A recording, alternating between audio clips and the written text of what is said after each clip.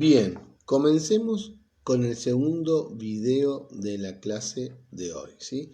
Segunda parte de la clase número 12. Mejor por docena, dicen. Llegamos a la docena de encuentros, chicos. En esta parte de la clase seguiremos charlando, ¿sí?, sobre las características de los sujetos que tienen TEA. Y además veremos cómo trabajar incipientemente con un paciente que tiene autismo. Entonces, características de personas con TEA y veremos cómo trabajar con un paciente con autismo, ¿sí? Características, ¿sí? Recordemos que para el TEA las áreas afectadas se redujeron a 2, ¿sí? Cuando hablemos de estas características, entonces vamos a estar hablando de características vinculadas a 2 de las áreas afectadas: el área sociocomunicativa, ¿sí?, y además los intereses fijos y las conductas estereotipadas.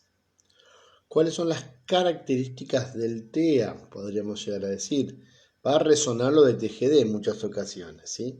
¿Cuáles son las características de un paciente o un sujeto con TEA? Vamos a arrancar por la comunicación, ¿no?, para el área sociocomunicativa, ¿sí? Podemos decir que la comunicación es un proceso, pero es un proceso a través del cual una persona transmite un mensaje a otra, ¿sí? Transmite un contenido a otra. La comunicación como tal puede ser verbal. ¿Qué implica una comunicación verbal? Implica un comunicarse, un transmitir un mensaje a otro usando la palabra. O también puede ser no verbal, ¿sí?, cuando se usan otros comportamientos, ¿sí?, cuando se usan otras, podemos decir, cosas para darse a entender o a comunicarse, y no solamente lo verbal, como por ejemplo los gestos, los gritos, ¿sí?, el señalar, el alargar la mano para querer agarrar algo, para poder marcar algo, ¿sí?, las expresiones faciales. No te comunicas desde lo verbal, pero te comunicas desde todo lo paraverbal, se dice, ¿sí?, o desde todo lo no verbal. Otra cosa que tenemos que tener en claro cuando hablamos del área sociocomunicativa es que el lenguaje como tal es, así como la comunicación es un proceso, el lenguaje, o podemos definir el lenguaje como un sistema de comunicación, ¿sí?, en el cual se utilizan símbolos convencionales para transmitir ese lenguaje. Tenemos símbolos en común que representan o significan algo para nosotros cuando lo utilizamos. La característica más común en el ámbito del lenguaje o en el área de lo sociocomunicativo, ¿sí?, dentro de lo que es TEA, es el desarrollo retrasado del lenguaje hablado o del lenguaje expresivo. Esta es la característica tal vez más común dentro de esta patología. Vuelvo con esta idea. ¿Cuál es? Bien, la característica más común, ¿sí?, del trastorno de espectro autista en el ámbito del lenguaje y la comunicación es el desarrollo retrasado del lenguaje hablado o lenguaje expresivo. Bien. El lenguaje puede estar totalmente ausente. Otra característica, el lenguaje puede estar totalmente ausente. Y el niño puede solo emitir ruidos extraños y estereotipados como gritos agudos. Y no está compensando, ¿sí?, mediante modos alternativos, por decirlo de alguna forma, la comunicación, ¿sí?, como gestos o mímicas. No compensa, no es que está compensando. Grita porque quiere comunicarse. El grito muchas veces no tiene que ver ni con el lenguaje ni con la comunicación, ¿sí? Bien. Cada vez que un sujeto con TEA grite, entonces, no quiere decir que ese grito tenga que ver con un modo alternativo de comunicación, ¿sí? En muchas ocasiones no lo es. Bien. Siguiendo con el lenguaje o la comunicación, un sujeto se comunica siempre. El tema es el lenguaje, ¿sí? Porque hasta la persona que está callada, la conducta del sujeto comunica. Entonces ya estamos hablando ya no de comunicación, sino estamos hablando un poco más fino, del lenguaje, ¿sí? Bien. Habíamos dicho que en caso de haber adquirido el lenguaje, puede adquirir el lenguaje, pero va a llegar el lenguaje a este sujeto de forma tardía, entre los 4 o los 5 años, ¿sí? Y además va a estar presentado a través como de grupos de palabras repetitivas mecánicamente, ¿sí? Como fenómeno,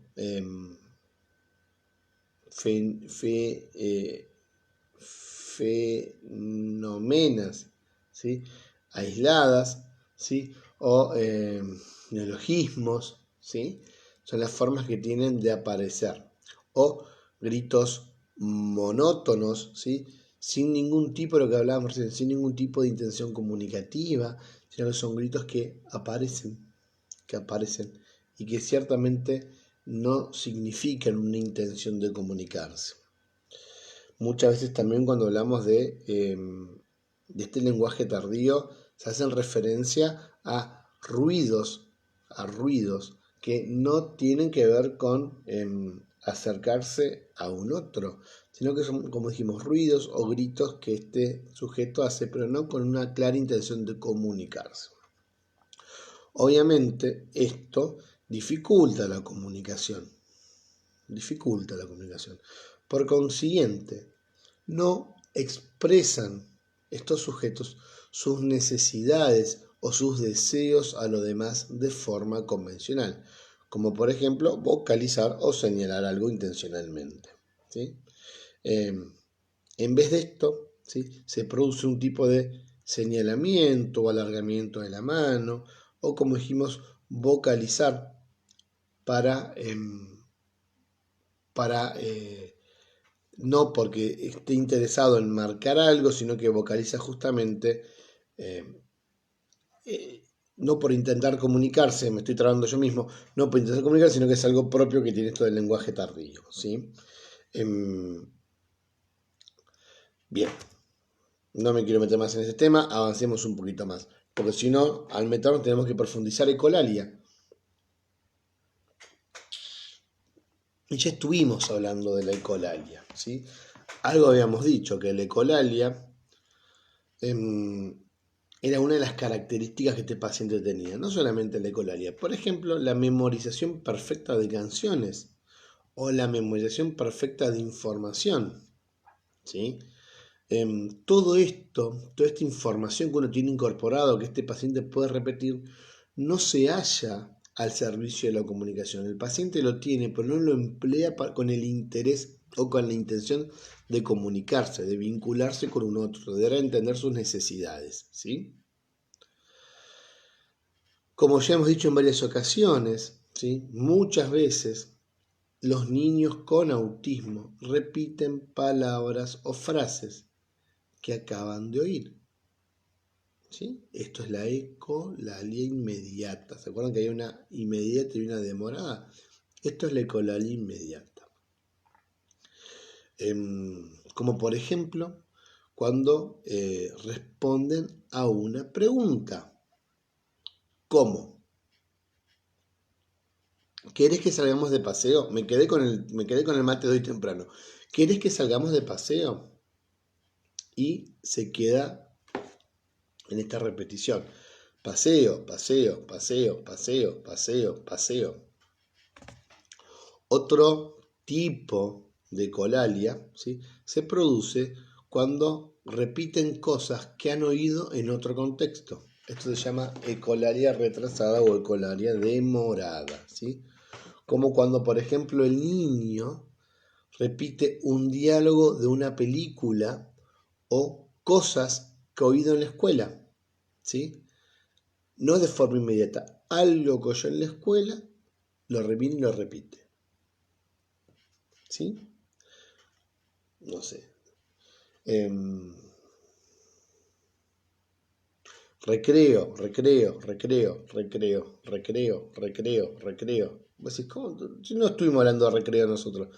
Es una ecolalia retrasada o una ecolalia demorada, ¿sí? Algo que escuchó en la escuela o algo que escuchó en la tele a través de una película.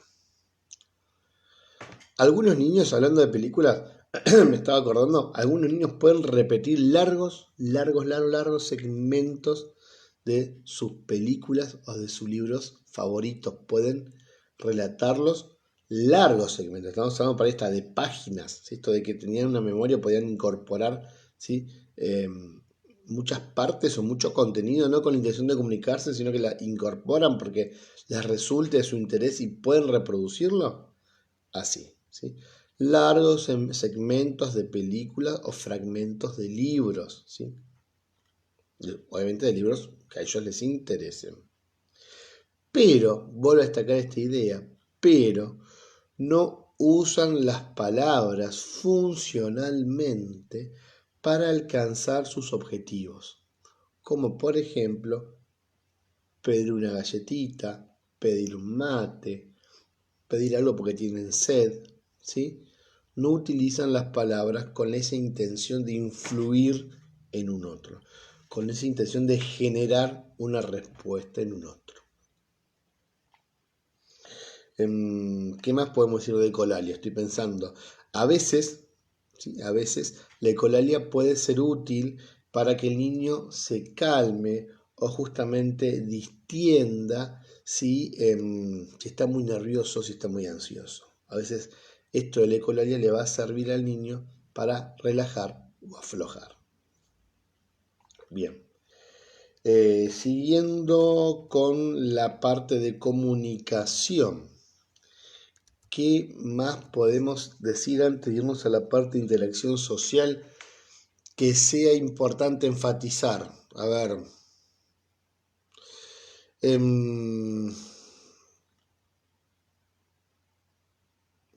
muchas veces pueden presentar, no se me acuerdo si lo habíamos dicho, me parece que no, pseudo sorderas, ¿sí? A ver, uno llama al niño, ¿sí? Lo llama al niño por su nombre, pero este niño no responde. Pero sí puede ver o estar atento a lo que está pasando en los dibujitos, ¿sí? O en la televisión, o sobresaltarse por un ruido leve, ¿sí? A ver, se cae un tenedor al piso y se sobresalta, pero vos lo llamás por su nombre, lo estás llamando fulano, fulano, fulano, nada. Por eso hablamos de pseudo sordera, ¿sí? O una escucha selectiva.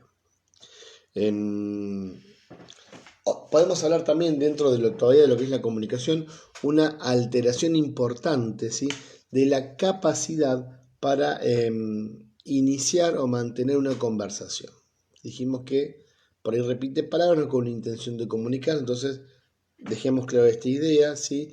Va a tener una importante alteración o una alteración importante en esta capacidad de ser uno el que inicie esta comunicación y que inicie esta conversación, ¿sí? No suelen participar en conversaciones bidireccionales de parloteo. Esto de estar charlando entre dos personas no suelen participar. No quiere decir que no lo hagan. Siempre estamos hablando de generalidades, ¿sí? También hoy hablamos de pronombres, acuérdamonos, es casi constante la ausencia. Hoy hablamos de invertir pronombres.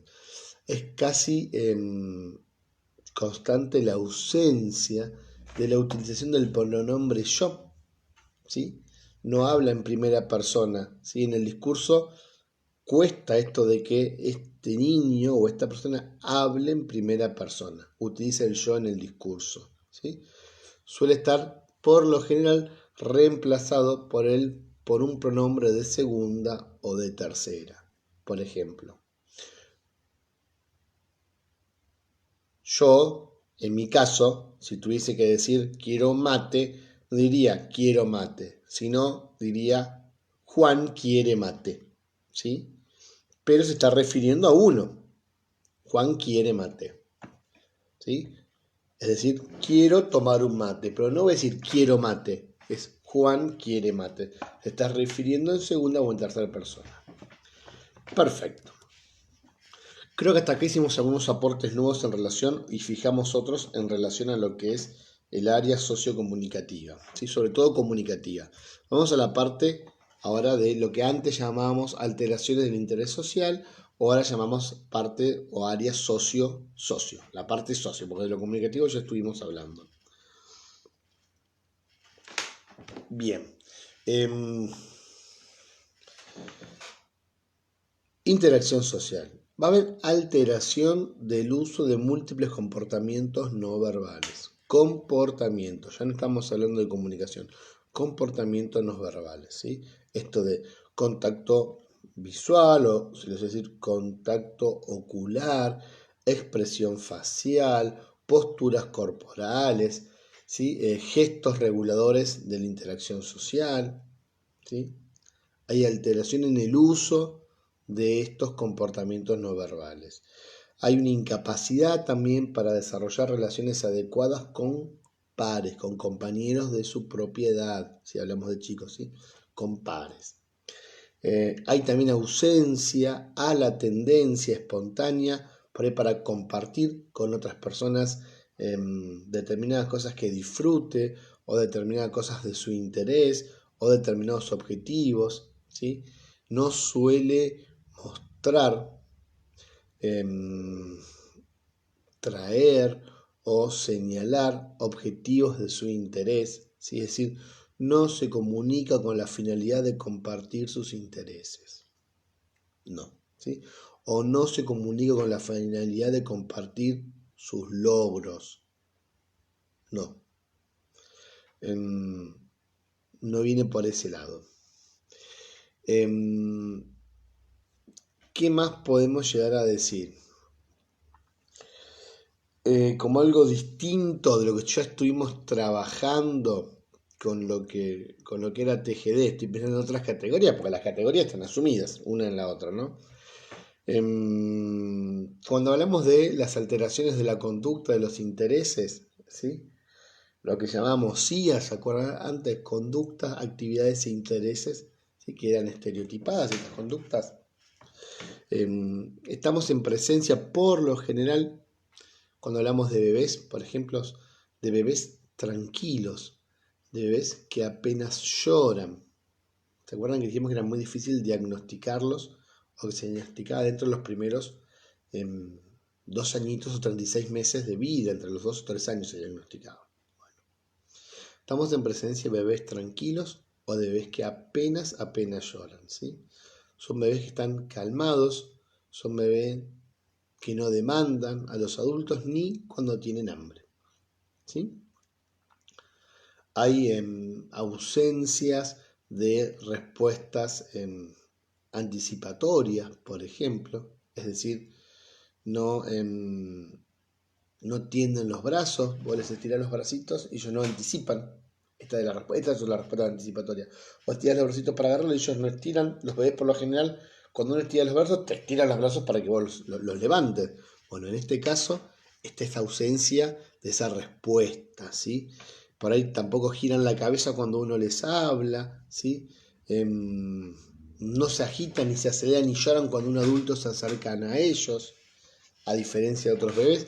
Algunos se agitan o se sobresaltan porque quieren irse con el adulto, quieren que lo levanten, ¿sí? En cambio otros, cuando lo ven al adulto que no conocen, pueden a llorar, ¿sí? O se alteran los bebés. En este caso, en estos niños bebés con TEA, no estaría pasando eso. Siempre estamos hablando de generalidades, ¿sí? Carecen de sonrisa social, ¿sí? Se hallan ausentes la sonrisa social, que se suele dar a partir de los 3 meses. Y además también carecen de la angustia ante la desaparición de su madre y ante un extraño, esto es en torno a los 8 meses, ¿sí? Justamente por no registrar al otro. La mirada por ahí, no sé cómo queda esto que voy a decir, pero no quiero que se malinterprete, por favor, la mirada suele ser vacía, ausente, ¿sí? Fijándose muy pocas veces en otro sujeto, ¿sí? Son como esas miradas colgadas que están mirando la nada. Suelen privilegiar, como no fijan la mirada, suelen privilegiar las miradas periféricas, ¿sí?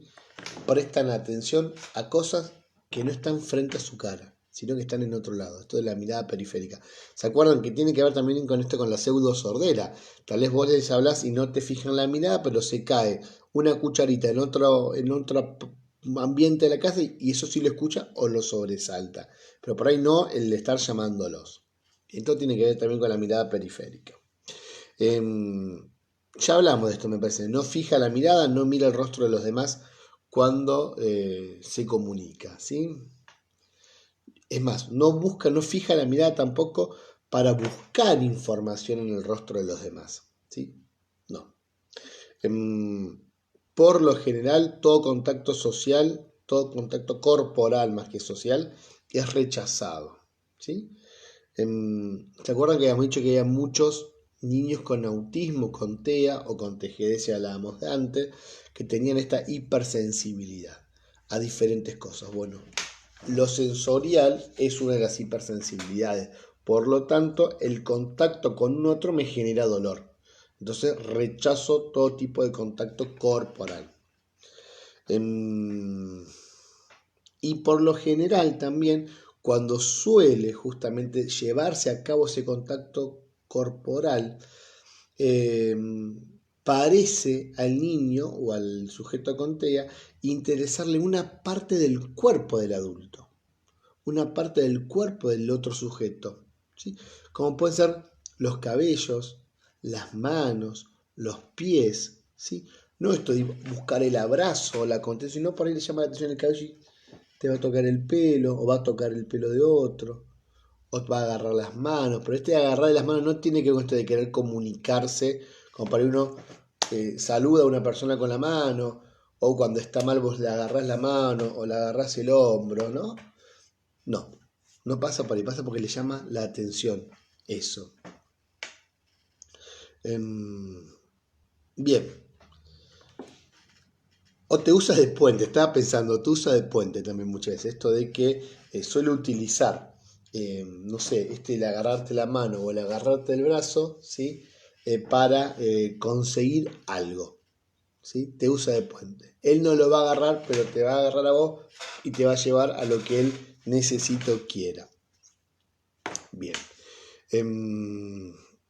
Por lo general, los intereses que estos niños suelen tener son a través o dirigidos, más que a través, dirigidos a objetos inanimados, ¿sí? A objetos duros, objetos mecánicos, a trozos o a desperdicios de juguetes, como pueden ser las ruedas de un cochecito, un hilito, un piolín,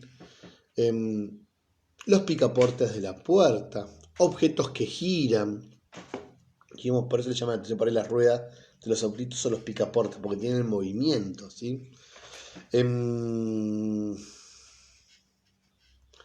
Los utilizan estos objetos, ¿sí? Igual que lo que hace con las personas. Los utiliza en forma parcial. No los utiliza de forma simbólica, ¿sí? Sino que los va a utilizar manipulándolos repetitivamente, repetidas veces, ¿sí? Estereotipadamente durante horas, durante días, durante meses, ¿sí? Pero no los va a utilizar con el fin que uno normalmente los utiliza. Hay ausencia de juego simbólico, hay un cómo sí, ¿sí? Los niños con autismo tienen pautas de pensamientos muy literales, ya lo charlamos, esto me parece, son literalistas, ¿sí? A ver, una banana, por ejemplo, es algo que siempre será para comer y no otra cosa. Son literalistas, ¿sí? Son muy literalistas, ¿sí? Una banana va a ser algo que siempre va a ser algo que siempre va a ser para comer y no va a ser otra cosa. No lo voy a poder utilizar con otra cosa. ¿Sí? Bien. Como por ejemplo, no sé, poner de adorno arriba de la mesa. Justo es un ejemplo de una banana. O las latas. Si esto de las latas de los potes de yogur. El yogur es para comer. O las latas con arvejas, no sé, no son para armar pilitas. Supónganse. La arveja es para comer. Con las arvejas se come, no se arman pilitas. ¿Sí? Esta idea. O con los lápices, por ejemplo, se pinta. No se usan para armar estructura. No, el lápiz es para pintar. ¿Sí? Hasta ese punto. No solamente literalista desde la parte verbal, sino también literalista desde el uso, ¿sí?, de que se le da a los determinados objetos. Bien. Otras características. Suele utilizar todos los juguetes o sus actividades lúdicas suelen ser repetitivas, ¿sí? Como por ejemplo, hoy hablamos de si las latas, si dentro de la lata vienen alimentos, no voy a utilizar las latas para ponerlas en líneas. Ellos juegan mucho alineando juguetes, por ejemplo. La forma que ellos tienen de jugar es alineando juguetes. Pero no voy a alinear latas, porque las latas son para comerlos. Tienen alimentos, entonces se usan para comer. No se usan para alinear, ¿sí? Entonces alinean juguetes. No van a alinear lápices, porque los lápices son para pintar, llegado al caso, o crayones, ¿sí? Llegado al caso que este niño pueda dibujar o pintar, los crayones son para pintar, no son para alinear. Alineamos piedritas en todo caso, pero no crayones, porque los crayones son para pintar. Bien. Hay ausencia entonces del juego simbólico, ¿sí?, del juego exploratorio. Suele ser completamente indiferente el niño a la presencia de otros niños y a la presencia de otros juguetes. No juega con gran variedad de juguetes, como vimos, sino que solamente juega con esos juguetes que le llamen el interés o con partes de los juguetes. No utiliza entonces los juguetes, voy a destacar esta idea, si bien creo que ya lo dije, enfatizo, no utiliza los juguetes con la finalidad para los que han sido diseñados, ¿sí? Por ejemplo, no sé, un frisbee, un disco de playa es para alargarlo. Bueno, él no lo va a utilizar para eso, lo va a utilizar, no sé, para juntar piedritas como plato, no para alargarlo, ¿sí? O para hacerlo rodar, o para le interesa la forma, pero no lo va a usar como frisbee. Bien. ¿Qué más? En relación a los juegos, otra cosa por interesante para comentar es que no crean secuencias de juego. Como por ejemplo, tienen un auto y un muñequito. Esta idea de subir o introducir el muñequito al auto o al camioncito, ¿sí?, llevarlo hasta otro punto, sacar el muñequito y bajarlo. Imagínense esto de que para un nene juegue, agarra el muñequito, lo pone en auto, mueve, llega a otro lugar, baja el muñequito, se pone a jugar. No. Esta secuencia de juego por lo general no suele darse, ¿sí? De hecho, no suelen, ahí, pero por lo general no suelen jugar con los juguetes, por ejemplo, empujándolos hacia atrás y hacia adelante, subir o bajar pendientes. Esto no lo suelen hacer, ¿sí? O esto, si estamos hablando en relación a autos. ¿Qué más podemos decir? A ver, si se llegase a forzar el contacto, ¿sí?, otra característica vinculada a lo social, si uno llegase a forzar el contacto con una persona que tiene TEA, obviamente la conducta que esta persona va a tener es retraerse o retornar a un estado de aislamiento, ¿sí? Y va a reforzar justamente estas estereotipias. Inclusive puede reaccionar con angustia extrema o con una crisis de cólera, si uno fuerza el contacto, ¿sí? Entonces no hay que forzar el contacto con personas que tengan TEA. Si uno intenta jugar con ellos o si uno intenta intervenir en el juego, ¿qué pasa? Por lo general, el niño se aísla, el niño suspende el juego o no le agrade, ¿sí? Si el niño está jugando él y uno dice, ay, hola, ¿cómo estás? Y quiere sentarse a jugar con él, se va a aislar, va a suspender el juego, no le va a agradar esto, ¿sí? Porque no hay reciprocidad social, no hay reciprocidad, ay, me trabé, no hay, hoy yo que les digo esto de utilizar palabras técnicas, ¿no? No hay reciprocidad emocional tampoco, porque hay una dificultad para lograr captar al otro. Otras características, estereotipias motrices, ¿sí? Movimientos repetitivos, ¿sí? A menudo suelen tener movimientos rítmicos, por ejemplo, movimientos rítmicos en la marcha, pueden marchar en puntitas de pie, o movimientos de la mano. ¿Se acuerdan que hablábamos también de aleteo en la clase pasada? Succión o mordeduras de la mano, bruxismo, esto de estar rechinando los dientes, entre otros tipos de estereotipias motrices. Otros niños suelen mecerse, ¿sí? Suelen enrollarse el pelo, ¿sí? O inclusive puede llegar a generarse autolesiones. Golpearse la cabeza, morderse, arañarse, arrancarse el pelo. Suelen tener insomnio, problemas de alimentación, hacer rabietas, muchas veces y en algunos casos fobias, ¿sí? Pero fobias múltiples, ¿sí? Fobias variables, fobias intensas, inclusive hasta fobias insólitas.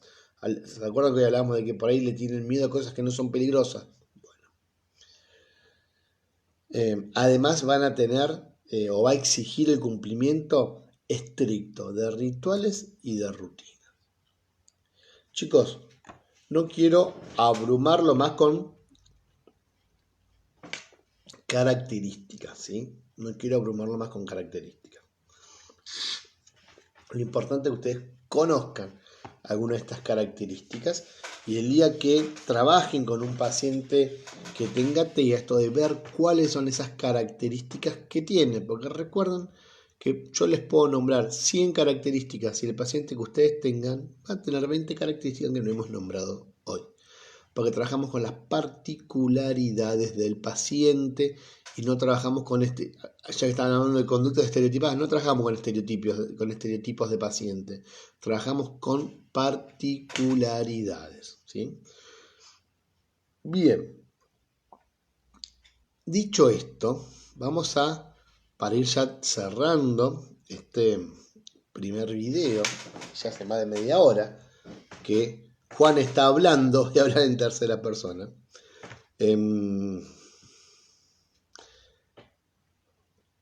Vamos a hablar un poquito del trabajo de la T con niños con autismo, ¿sí? A ver, contextualicemos, hagamos un repasito, ¿sí? Vamos a tratar de hacer un repasito de alguna de las categorías para ver cómo vamos a lograr trabajar, ¿sí?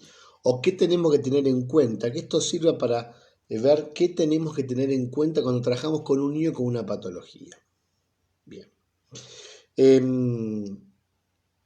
Dijimos que el autismo es un trastorno que afecta el desarrollo social y psicológico de un niño, ¿sí?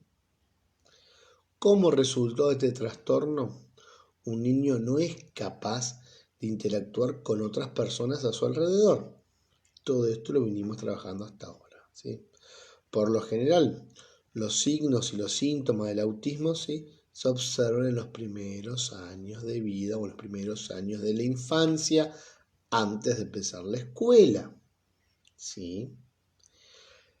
También dijimos que hay una gran variedad de signos que sugieren un comportamiento autista en un niño. Algunos niños tienen dificultades para la comunicación, algunos tienden a repetir sus comportamientos, ¿sí? Esto de las conductas estereotipadas. Algunos son muy sensibles a los sentidos, como el tacto, el olfato, el gusto. ¿Sí? Cada niño tiene diferentes niveles. Hablamos de un espectro, no me gusta hablar de niveles. Cada niño tiene que se va de un leve a un grave. ¿Se acuerdan? Estaba parado en esta secuencia, hablábamos nosotros, en esta secuencia continuada. Bien. Mientras uno trabaje o cuando uno trabaje con niños que tienen autismo, lo primero, miren todas las características fui nombrando para contextualizar el caso, lo primero que hay que hacer es entender el patrón de comportamiento, ¿sí?, de cada uno de estos chicos. Cuando uno trabaja con un paciente que tiene ciertas características, ¿sí?, sobre todo en estos trastornos o en estas patologías, uno lo primero que tiene que hacer es comprender, tratar de visualizar, de entender cuál es el patrón de comportamiento de cada paciente. Y a partir de esta palabra, de esto, patrón de comportamiento, y a partir del patrón de comportamiento de nuestro paciente, ir trabajando con él. Ya sabemos que el AT es un agente de salud, ya lo hemos dicho, es un agente de salud. El trabajo del AT es el de ser un agente de salud, el de ser un agente resocializador que trabaja en equipo, ¿sí? ¿Y qué va a hacer? Va a resocializar al paciente, va a introducir instrumentos, ¿sí?, terapéuticos, ¿sí? Va a introducir en esta terapia todos los elementos o todos los instrumentos terapéuticos que tengan que ver con la resocialización del paciente. Entonces, primero tengo que conocer todas las particularidades o características que mi paciente tengan. ¿Cómo trabajo? Conozco la totalidad de mi paciente a través de la anamnesia, a través de informes, a través de un montón de cosas. Lo conozco. Veo justamente cuáles son, ¿sí?, cuáles son este patrón de comportamiento que tiene. Y una vez que tengo hecho todo eso, desde ahí apunto a realizar mi plan de trabajo, ¿sí?, para sostener a mi acompañado, ¿sí?, para sostenerlo desde la empatía a mi acompañado y sobre todo a su entorno familiar. Hemos dicho en reiteradas ocasiones que uno, además de acompañar a su paciente, ¿sí?, va a estar acompañando de manera indirecta al entorno familiar del mismo. Lo que siempre tenemos que tener en claro al momento de acompañar a un paciente con TEA o con otra patología, ¿sí?, es qué podemos hacer con este paciente. ¿En qué consiste nuestro rol? Dijimos resocializar, ¿sí? Bien. Acompañamos al paciente, pero lo acompañamos desde la contención, en sus angustias, en sus ansiedades, ¿sí?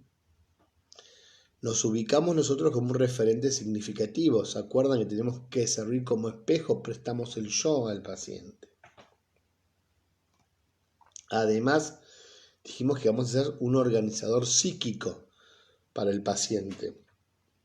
Lo organizamos psíquicamente, vamos a trabajar, entre otras cosas, rutinas, por ejemplo, con él, hábitos, ¿sí?, lo ayudamos a organizarse. Además, vamos a trabajar la capacidad creativa con el paciente, psicoeducación, otra función. Miren cómo van apareciendo todas las funciones en medida que vamos hablando, ¿sí?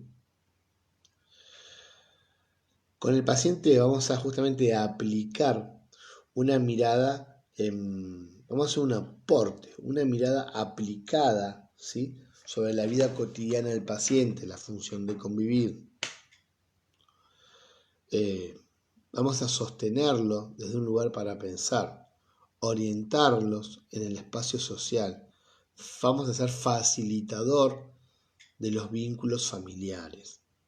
Ahora bien, para poder trabajar con cualquier paciente, en especial con pacientes que tengan TEA, vuelvo a esta idea inicial.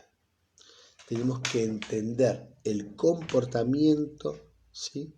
O el patrón de comportamiento, que esa es la clave, que cada uno tiene. Y conocer cuáles son las particularidades de nuestro paciente. Chicos, herramientas concretas para trabajar con pacientes con TEA. Podemos pasarnos 1 hora y media más, 2 horas más hablando, porque para cada patología podemos dar una bolsa, una mochila de herramientas y nos quedamos cortos. Porque por lo general uno lo que hace con los pacientes es adaptar, uno adapta, ¿sí? Herramientas que ya tienen, que ya conocen. Recuerden que habíamos dicho que cualquier conocimiento previo que uno traiga puede ser una herramienta, si nosotros la reconocemos como tal, para que colaboren o poder utilizarla dentro del tratamiento en la resocialización del paciente. Así que bueno, recomendación, si les interesa alguna patología, traten de hacer talleres o cursos donde, cursos es raro que haya, pero sí talleres donde les brinden herramientas concretas para cada una de las patologías, ¿sí? Porque va a variar de paciente a paciente, y vuelvo a decir, si en el curso uno incorpora esto, tendríamos que tener un curso del doble del tiempo del que tenemos. Y así todo no alcanzaríamos, porque uno ve una cierta cantidad de patologías y cuando va a trabajar con otras tantas. Siempre tengan presente que trabajamos con las particularidades del paciente y que cuando yo aplique o tenga un plan de trabajo que me haya resultado exitoso con un paciente, no quiere decir que vaya a resultar exitoso con el paciente que venga después, por más que tengan las mismas características. ¿Por qué? Porque son dos personas distintas. ¿Por qué? Porque tienen dos focos de intereses diferentes. ¿Por qué? Y vuelvo con esta idea. Son dos personas distintas. Que no funcione con un paciente no quiere decir que no funcione con el otro este plan de trabajo. Cada plan de trabajo tiene que estar hecho a la medida de nuestro paciente. Cada actividad tiene que estar pensada a la medida de nuestro paciente. No podemos aplicar recetas generales, ¿sí? Si no, estaríamos cayendo en TGD y no en TEA. Estaríamos categorizando, etiquetando a nuestro paciente. Ah, ¿tiene esto? Hacemos esto. Y justamente no es la idea de la nueva visión que se tiene sobre estos trastornos. Chicos, hasta acá la clase de hoy, ¿sí? Nos estamos viendo en la próxima clase. Buena semana, buena jornada. Nos vemos en el próximo video.